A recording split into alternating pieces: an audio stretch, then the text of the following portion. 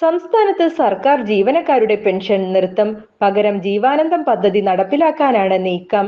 വളരെ ആസൂത്രിതമായ നീക്കങ്ങളാണ് പെൻഷൻ നിർത്തലാക്കാൻ അണിയറയിൽ ഒരുങ്ങുന്നത്.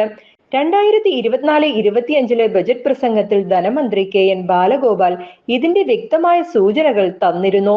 ബജറ്റ് പ്രസംഗം ഖണ്ഡിക 560 ജീവനക്കാര്യം എന്ന തലക്കെട്ടിലാണ് ബാലഗോപാൽ ഇതിനെക്കുറിച്ച് സൂചന നൽകിയത്.